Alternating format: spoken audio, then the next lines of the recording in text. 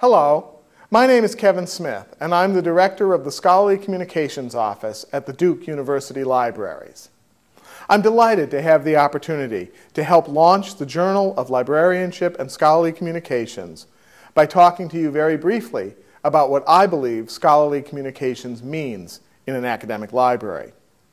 When I was hired as Duke's first Scholarly Communications Officer, it was clear that the primary function the university was seeking was education and advice about copyright, especially in terms of classroom uses and scholarly publication. Designating this function as scholarly communications was largely the result of historical precedent, especially here in North Carolina's Research Triangle. But as I consider a fuller definition of scholarly communications, I find that this does make sense.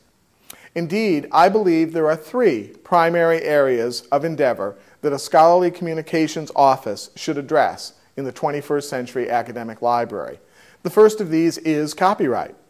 The transition to the digital environment for teaching and research has made copyright the all-encompassing environment in which the academy now exists.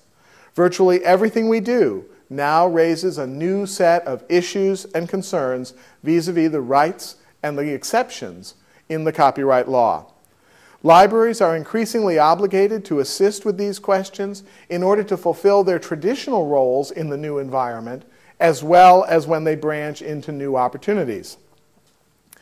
Regardless of the level of copyright expertise on a library's staff, one very simple message can be communicated to faculty.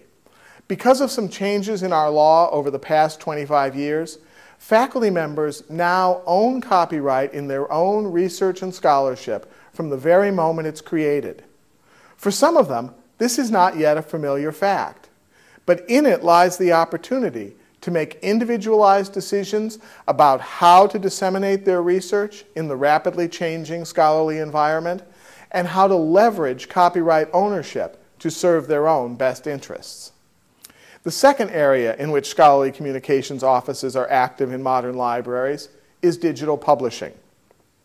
The online environment has created amazing new opportunities to fulfill our mission of making research and resources available to scholars and to members of the general public.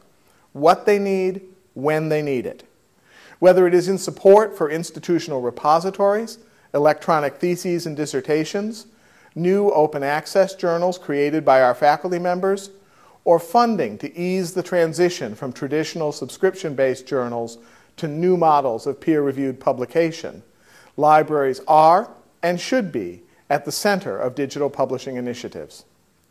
The third endeavor in which library scholarly communications efforts should be involved is the curation, preservation, and sharing of research data.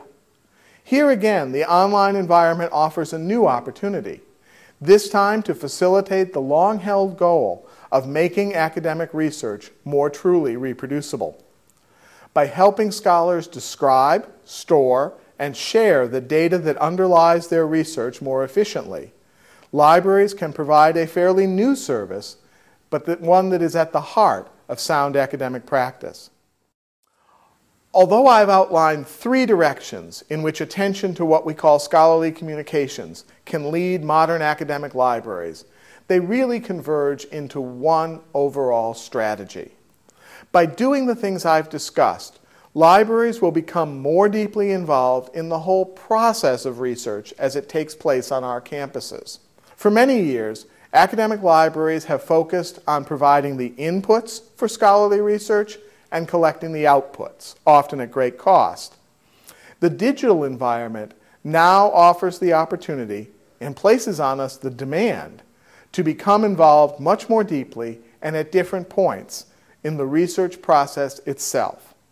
Thinking about and planning for how we can serve our teachers and researchers as they adjust to the radical changes that digital technologies are bringing to scholarship is the real definition of scholarly communications in the academic libraries of the 21st century. I hope you enjoy the Journal of Librarianship and Scholarly Communications.